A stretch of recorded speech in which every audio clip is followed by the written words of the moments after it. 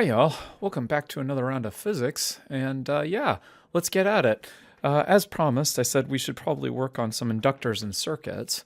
And so we're just going to go through and remind ourselves about Kirchhoff's voltage laws and current laws with a new circuit element.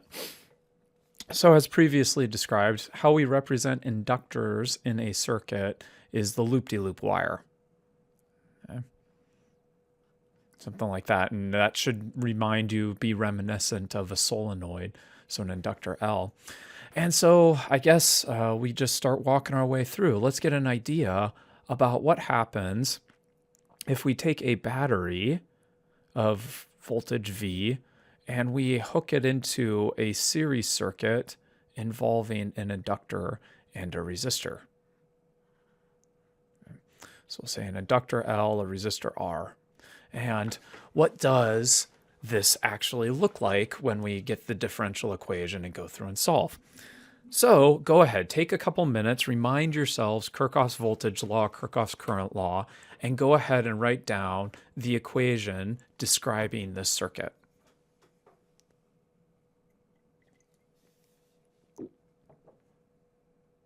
Okay, you got it? Well, let's go through. Usually how I recommend choosing a direction for the current. Well, since we only have a single battery, that will make life a lot easier to figure out the direction there. So I'll put that current in. And then I encourage you to go through and label the high and low sides of all these circuit elements. Now, the next thing is, is that we have to identify the number of unknowns. And that is 1. We just have a single current, so that one's fairly straightforward. And so we need to write down one equation describing the circuit. Obviously, we have no junction, so Kirchhoff's current law won't be any advantage. And so we're left with applying KVL. So let's go ahead. We'll start walking around our circuit. Okay. And I'll start at this upper left-hand corner. And we start walking, and we get, I'll put drops, V drops, equal V jumps. So I'll call the left side my drops. So I start walking around, and I get the drop across the inductor plus the drop across the resistor. Keep walking, and then I get a jump, the battery.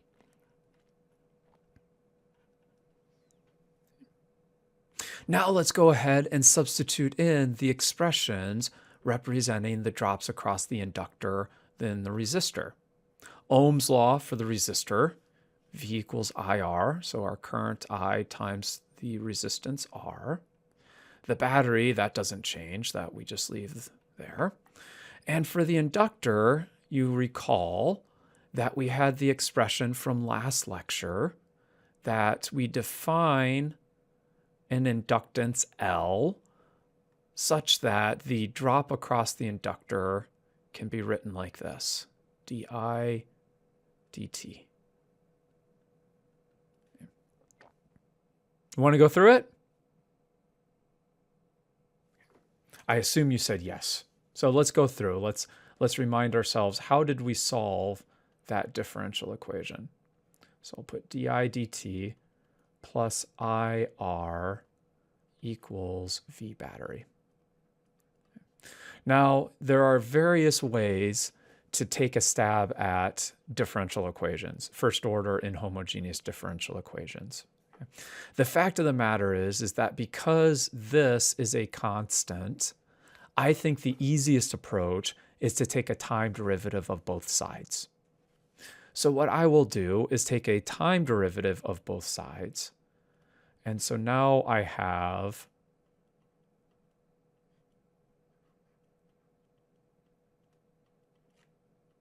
di dt times R, and then I have 0 on the right-hand side. Okay. So when I solve this inhomogeneous linear differential equation, I will get a solution for what di dt is. And then I'll have to integrate with respect to time to get what I is. Okay. So it's kind of like I'm, if you will, I could rewrite this. I could say it's d dt of this new variable that I'm calling di dt plus r times di dt. So I'm kind of solving for this new variable now. New, put it in quotes. Good? Okay. Incidentally, just to let you know, and you'll see this in your mechanics classes moving forward, sometimes your E&M classes as well, but you'll see this notation. A time derivative will sometimes be written not as this, because we're lazy. It'll be written as this.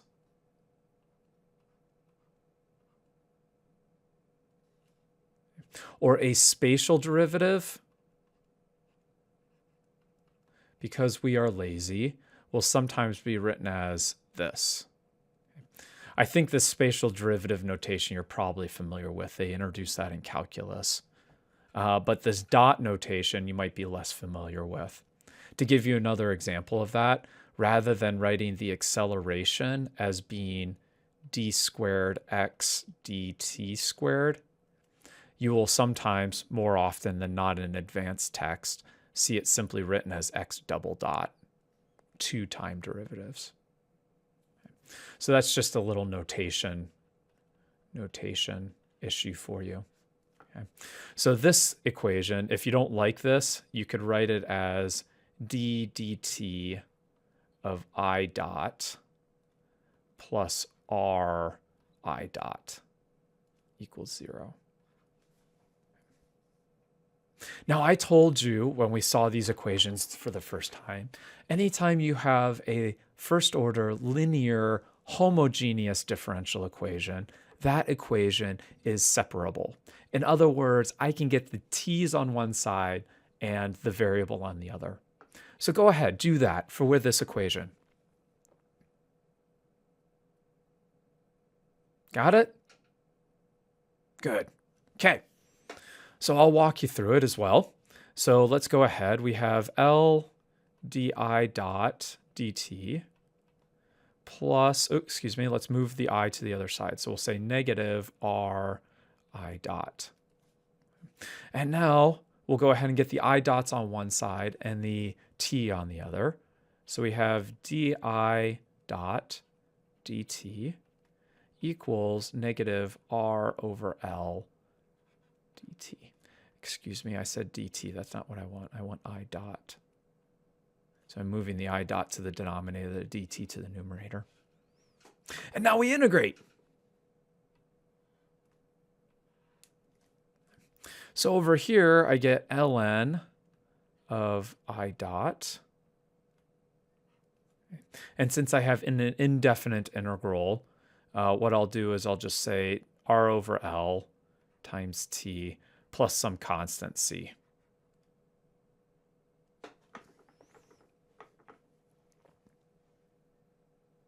Okay. Well, we know how to get rid of that logarithm, or that natural log. Go to another page. We know how to get rid of this natural log that we have here. R over L t plus c. We'll go ahead and raise both sides to the natural number, e.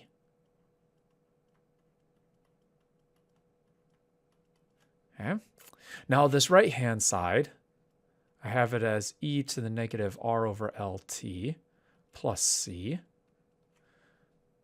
I'll go ahead and rewrite that. I'll write it as e to the negative r over lt times e to the positive c. And remember, e itself is a constant. So if I take a constant and raise it to a constant, this whole term here is still just a constant. So I'll rewrite this. I'll just call this constant. I'll call it a, if you will. Okay. So over here on the left-hand side, I now have I dot. Okay. And on the right-hand side, I have something that says it's some constant e to the negative r over L times t.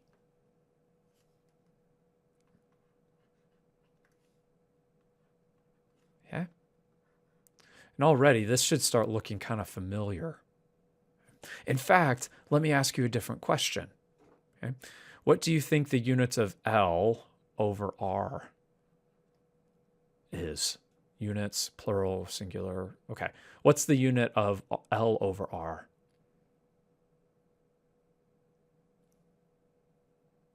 You see it? Yeah, hopefully. You notice that right here in the exponent, it has to be unitless. R times L, R divided by L times T. This whole thing needs to be unitless.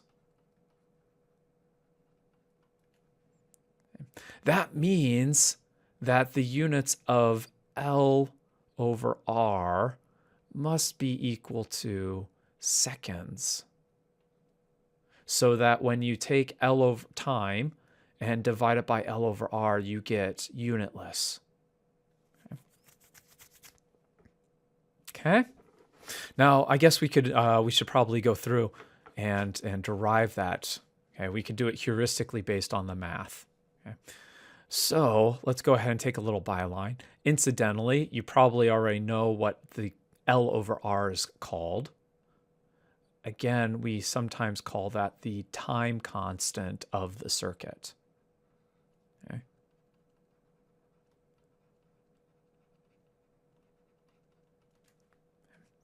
Now, L has a unit of henries, and R is units of ohms. Now, frankly, I don't have these memorized, like they're fundamental units. I have to kind of think about what they are. So an ohm, if I think about Ohm's law, V equals IR. Okay, so I'm thinking V equals IR. That tells me that an ohm must be equal to a volt divided by an amp. Right? If I move the amps over to the other side. So this must be equal to a volt divided by an amp. Of course, a volt is a joule per coulomb. And an amp is a coulomb per second. And I guess we could go a little further here. A joule would be a kilogram meter squared per second squared. And then we have seconds divided by coulomb squared. Okay. So there's the units of an ohm. We should probably think about what the units of a henry are. Oh boy. This is going to take a little bit of digging deep in the head here because I don't remember for sure. Let's see here. Okay, let's dig deep in the head. So we should probably remember that we defined the inductance as being mu naught times the area times n squared divided by the length of the solenoid. Oh, excuse me. Not to mix up the inductance with the length, I'll call this a lowercase l, a script L for right now. Okay. So we had something like that. Okay. So we got to remember what mu naught is. Okay. What are the units of mu naught? Well, Biot-Savart tells us mu naught over 4 pi I dl cross r hat over r squared. Oh man, we're going deep here, aren't we? So let's see. This tells us a Tesla is equal to the units of mu naught. So I'll call that a question mark times an amp times a meter divided by meters squared. Right? That's the R. And remember, the unit vector is unitless. So I have an amp meter. Okay. So the meters cancel. There's 1 and 1. So mu naught has units of, it must be a Tesla meter per amp.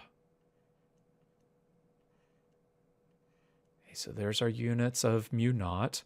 Area is meters squared, and the length is just L. Excuse me, meters. Talking units now, not the variable itself. Of course, number of turns, N, that is a unitless number. Okay. So a Henry must be a Tesla meter squared per amp. So now we got to figure out what the units of a Tesla are in more fundamental units. What's something that will tell us the more fundamental units of a Tesla? Okay, so now we got to think about what's a more fundamental unit of Tesla. Oh, this is a fun exercise, right? This is good. I know it's a little off topic, but this is always good. Well, let's see. Oh, yes. Let's go back to the force. The magnetic force is given by QV cross B. Yeah. So in units, that means that a Newton is equal to a Coulomb times a meter per second times a Tesla. Bingo. There we are. So now that means that a Newton second per Coulomb meter is equal to a Tesla. Sweet. Okay. So let's go ahead and plug that in. And we get something that says a Newton second times meter squared per Coulomb meter, and then we have an amp. Okay. So we get the meter cancels this meter. Well, I guess we're going to have to substitute in the amps and the newtons now. Well, a Newton is a kilogram meter. And then we have the second meter. So we have a kilogram meter squared. And then we have a second. So we'll put the second in right there. Okay. And that kilogram meter per second squared. That's the Newton. And I've accounted for the second meter and the seconds. And then I have a Coulomb and an amp. Well, that's a Coulomb squared, right? And then we have a seconds from the amp. So I guess we'll put a second squared up here, right here.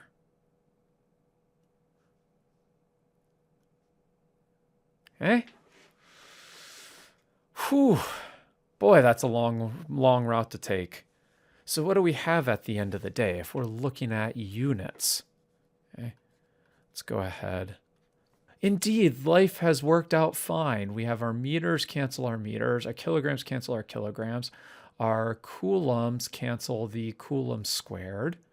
So we have 1 divided by 1 over seconds, which indeed is seconds. Oh, order has been restored. Good. So we went through and showed that indeed you can think of the time constant for this circuit as being L over R. Sweet. Well, let's finish off what we were dealing with now. We had I dot is equal to some constant, which I just called A, times e to the negative RT over L, if you will. Well, now we're home free. Almost. We want the current, right? DI dt. That's what I dot represents. And we really want to know the value of I. So we better, e to the negative R over L times T, we better do another integration. So we have the integral of DI equals A, some constant, the integral of negative R over L T dt.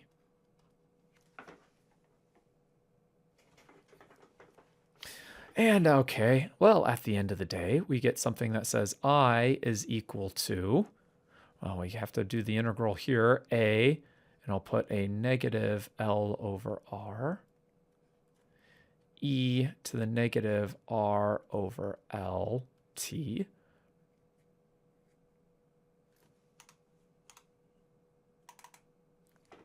Right? And because we had the indefinite integral, we have to add a constant, an integration constant out. Okay, good so far? Yeah. Let's go ahead and apply some boundary conditions. Boundary conditions to find what the constants A and B are. Okay. That's the technical term. The other way to think of it is essentially when you're doing it this way, you're applying the limits of integration. So either way.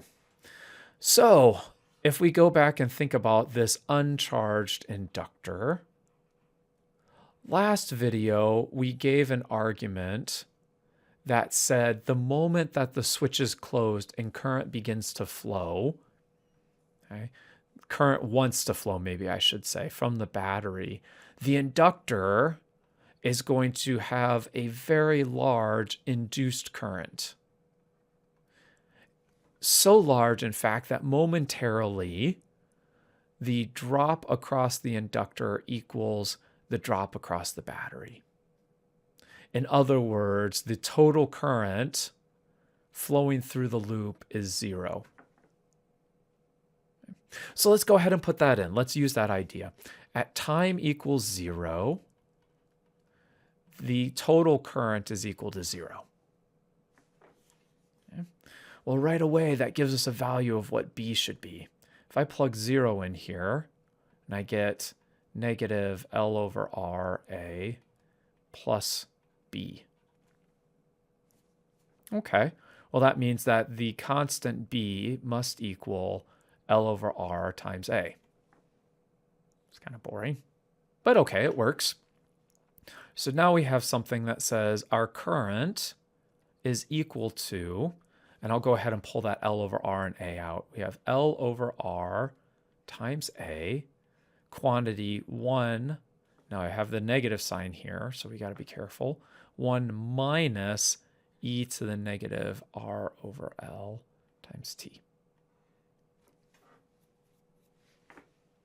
Well, what's a second condition? Let's go ahead and look at the limiting behavior as t goes to infinity. As t goes to infinity, I should be some constant value. And in fact, I should go further than that. If I is constant, that means the potential drop across the inductor is 0, which means the potential drop across the resistor equals the potential drop across the battery. Okay.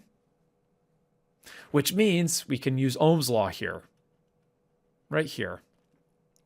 At time equals 0, the current flowing, or excuse me, at time equals infinity, the current flowing through the circuit should simply be the potential of the battery divided by R.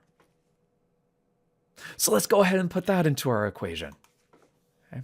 So I'll rewrite the equation here. Greg's writing big today. 1 minus e to the negative RT over L. Okay. We'll put in time equals infinity. That means that this term should go to 0.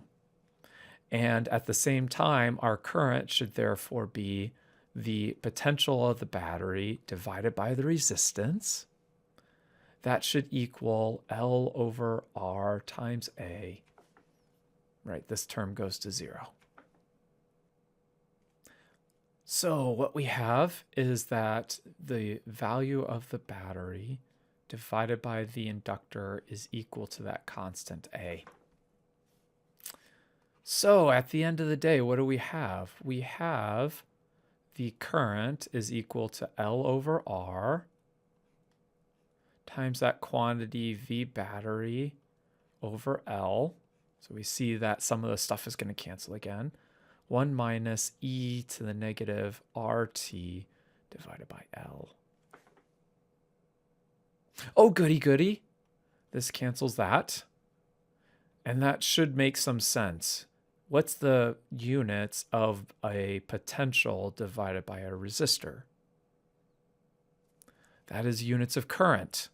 We have 1 minus unitless minus another unitless quantity.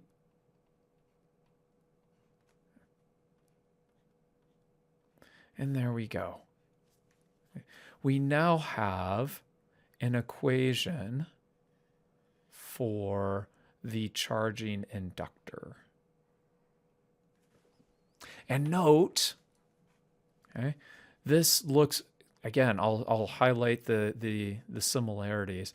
This looks a lot like the equation that we would have had for a charging capacitor. Okay. We would have had, excuse me, a lot like a charging capacitor. We would have had something like 1 minus e to the negative t over RC. And out front, we would have had something like C times V bat.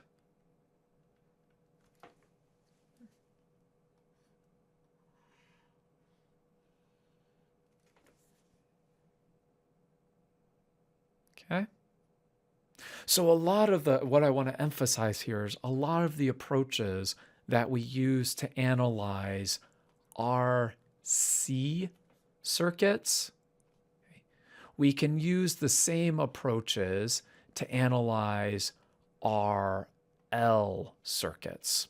And by the same approaches, I mean we can apply KVL. We can go through and solve the differential equations in the same manner.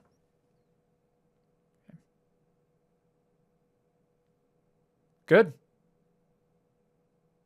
Okay, let's do one more example, and then I'll turn you loose for you to kind of ponder the other ones, okay?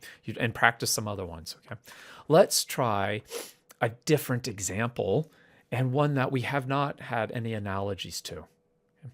So here's the situation. Let us pretend that I have a battery. Okay? And what I am going to do, I'm going to actually have a double pole switch. Double pole switch, what that means is I can connect it one way and then I can throw the switch over to a different connection. Okay. So what I'm going to do is, let's say for a second that I have this arrangement, a battery, and then I have it hooked up to a capacitor C. And then what I'm going to do, I'm going to charge up the capacitor, and then I'm going to throw the switch. So I charge up the capacitor to some potential. You know it's going to be the same as the potential across the battery. Okay. Then what I'm going to do is I'm going to throw the switch to the inductor. And the question I have, the thing I would like to know, is what does the current as a function of time look like after switch is thrown?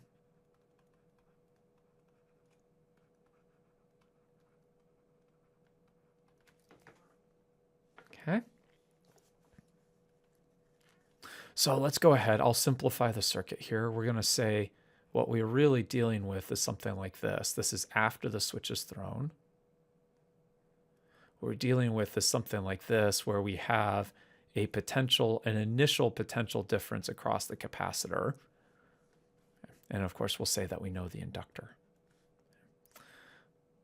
So let's go ahead. We'll pick a direction for our current. Namely, if this is how we charged up the capacitor, this must be the positive charged plate and the negative. And so for this situation where the capacitor is the source, okay, our current is going to flow this way. We'll call that I. Well, now that I have that, let's go ahead and label the high and low side. So I've already got it for the capacitor. High side, low side. This would be the high side and the low side.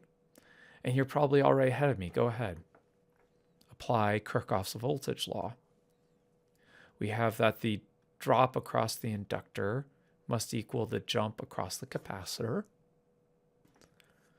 Okay, now here's where we have to be careful. Remember that we have the charge of the capacitor, which I will call Q. And every time some current leaves, the capacitor decreases by a small amount. Okay. So if I think of Q capacitor as being the initial charge stored on the capacitor minus the amount of charge that has left, then when I take a time derivative of this, okay, so the charge of the capacitor as a function of time is equal to, and right here's the money ball, I'll say negative dq dt. Okay. In other words, the current running through the circuit is given by the negative change of the charge on the capacitor. Okay. So let's go ahead. Now I have this expression giving me the current running through the loop, the circuit, in terms of the capacitor charge. So I'll go ahead and write down my definition. We have the potential drop across the inductor is di dt. And we have the potential drop across the capacitor is given by QC divided by the capacitance.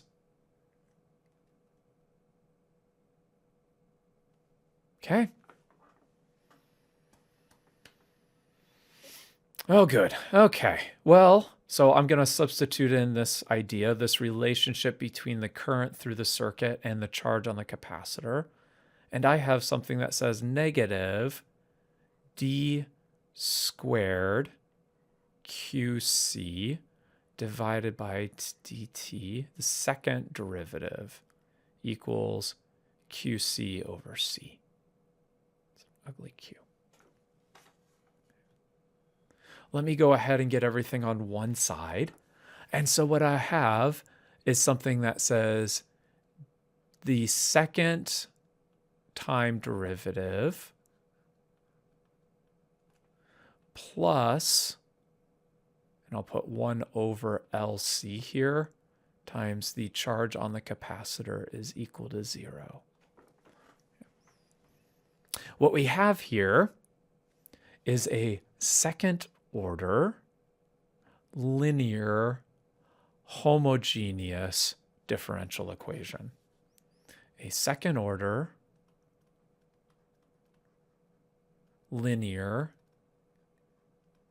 homogeneous differential equation. And what I will say is that a second order linear homogeneous differential equation will always have two solutions. I'll leave it to Phys 245 to help you understand where those come from. Right now, I'm interested more in finding the application side of it.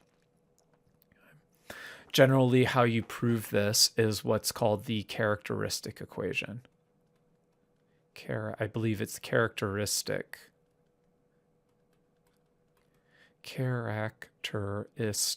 equation. Now let's look at this for a second, though. Yes, it's a second order linear homogeneous differential equation. Okay. A perfectly valid method for this, rather than doing the characteristic equation, a perfectly valid method is simply guess and check.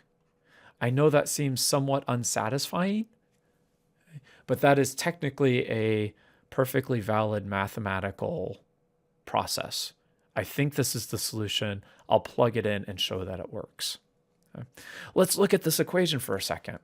Can you think of a function, that's QC, so that when you take two time derivatives, you end up with the same function with a negative sign?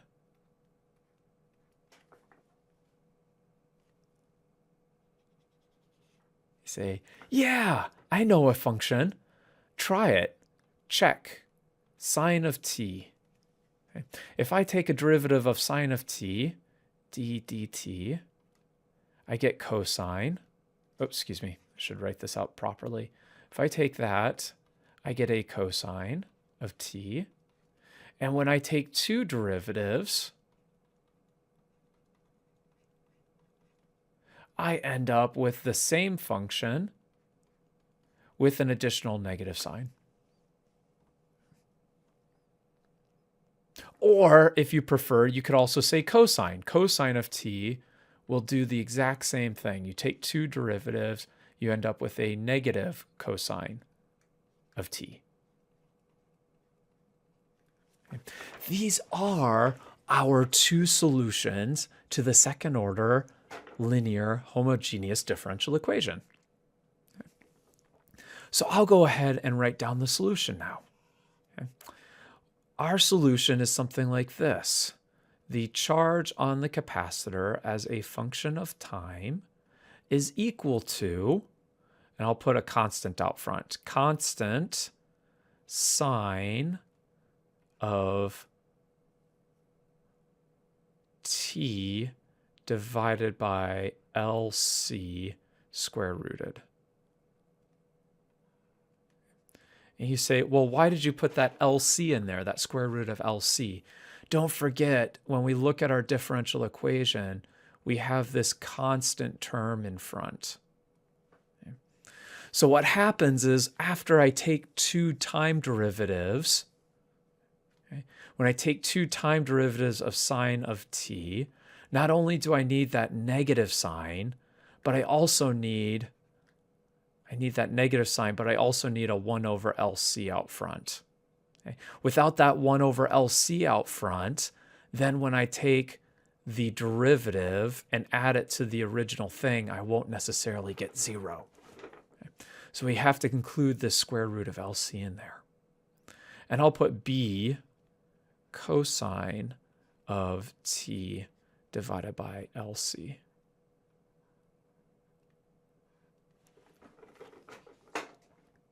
Cool.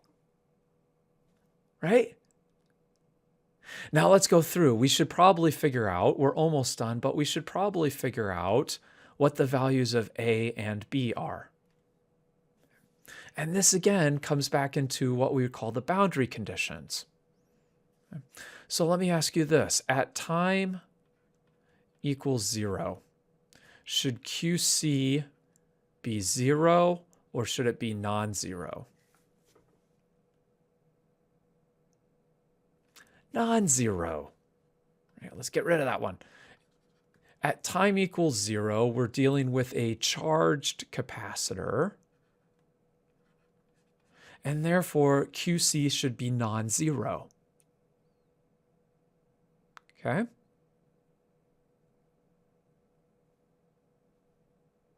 In fact, we could go even further than that. At time equals 0, QC should be equal to the capacitance times the battery potential. Remember, we use that battery to charge things up. So let's go ahead. Let's look at our equation.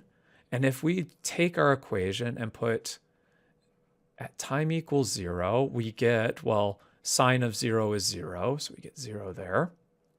Cosine of 0 is 1, so we get plus B times 1.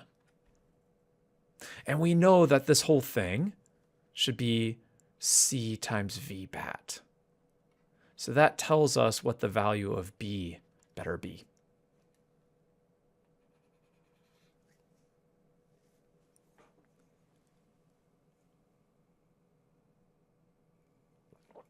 Cool? Good. Good.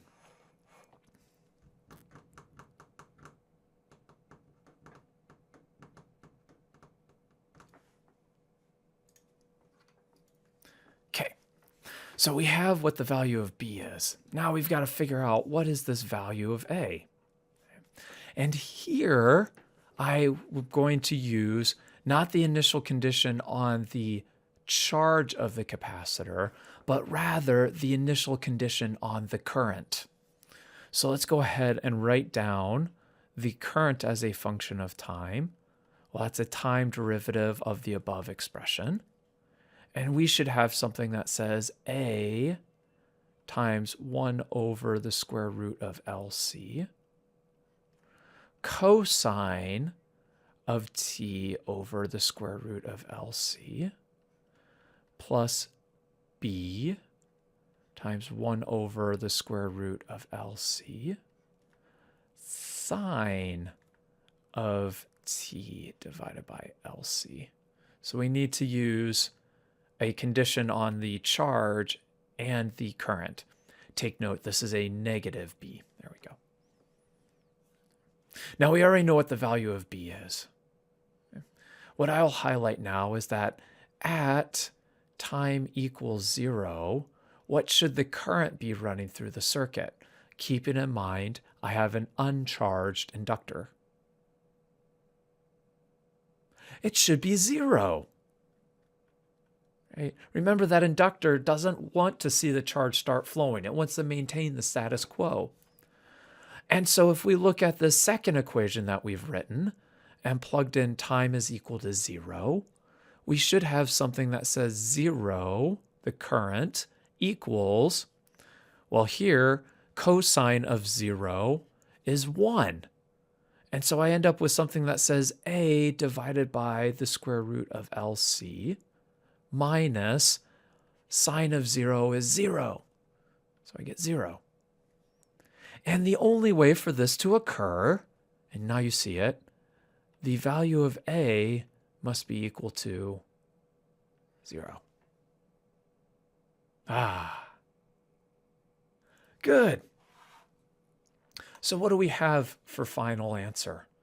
We have that the charge on my capacitor as a function of time is written as the capacitance times the initial potential of the battery cosine of T divided by LC square rooted. We have that the current running through the loop, this is capacitor, we have that the current running through the loop is given by that constant B as in boy divided by the square root of L times C times the sine of T over LC square rooted. And I have again forgotten my negative sign. Of course, you could simplify this a little further if you want, right? You have the C divided by the square root of C. So we could rewrite this as negative C over L times the potential of the battery sine of T divided by LC. Very cool, huh?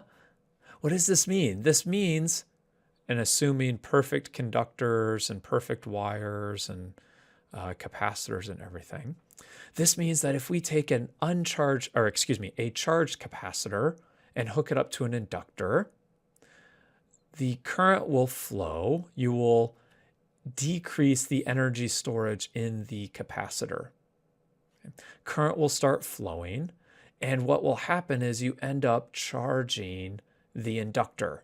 You transfer all of the energy stored in the capacitor, and you end up storing that energy in the inductor.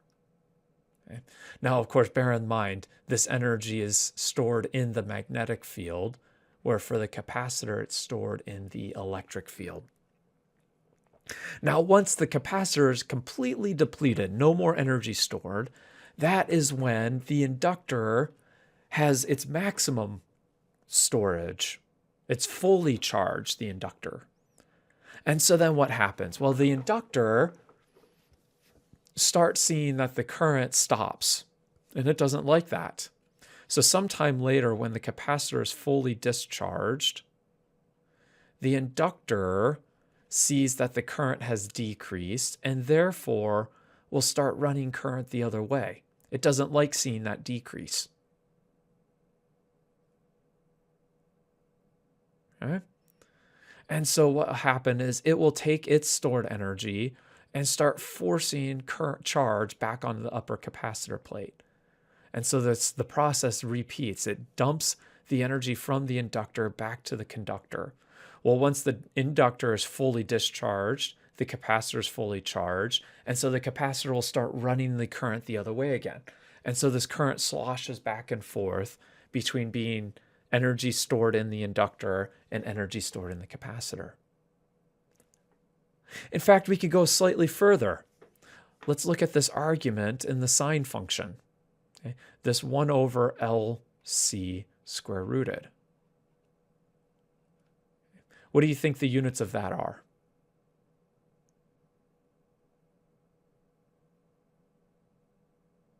Or maybe I should be more specific.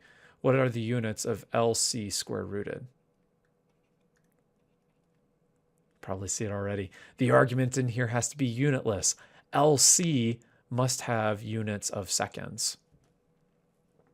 Okay. Now, we don't call it the time constant, right? This isn't an exponential decay or an exponential growth. Okay. This is a sine function, okay? A periodic function, if you will. So rather than thinking about a time constant here, we usually define 1 over LC square rooted is defined as being an angular frequency. Remember, the angular frequency is 1 over seconds. And more often than not, you'll see this subscripted with a 0, and this is called the natural frequency of the circuit. 1 over the square root of LC dictates how quickly the energy is transferred back and forth between the inductor and the capacitor. Pretty cool, huh? Last thing, and we'll probably treat this in class on Wednesday. We'll just wait and see. Okay. Last thing is, what happens if I include a third element here? So instead of having just a capacitor and an inductor, you put the resistor in as well. You can probably get a sense of what happens. Remember, the resistor, the job of a resistor in a circuit is to withdraw energy. Okay? It's taking energy that's stored in the electric or the magnetic field and using it to do something else, heating a tea kettle or turning an engine or something like that. The purpose of a resistor is to remove energies from the circuit. So you can imagine as this charge sloshes this way, the resistor removes a little bit of the energy. Then as it sloshes back, the resistor removes a little more. And as it goes back and forth, the resistor keeps bleeding off a little bit more of that energy. Okay? So you can kind of get a sense of that. Let me say the last thing is that the amplitude is related to the energy that's being stored. Okay, we'll talk about that later. But what happens is you end up with an oscillation due to the capacitor and the inductor, but the amplitude of that oscillation continually decreases until it's gone. Okay. That's the effect of the resistor, is that you're bleeding energy off from the total circuit so that eventually there's no more current flowing. Cool, huh? Okay, I think that's enough for today. We've gone through a little bit of KVL, KCL again. We've gone through some of the basic circuits involving inductors and resistors. Of course, we could add more inductors if we want, and the same stuff holds. Okay? And we've talked briefly about the differential equation associated with the capacitor and the inductor in a circuit, this oscillatory behavior. I think that's enough for now. Thanks for your attention. I'll see you next time.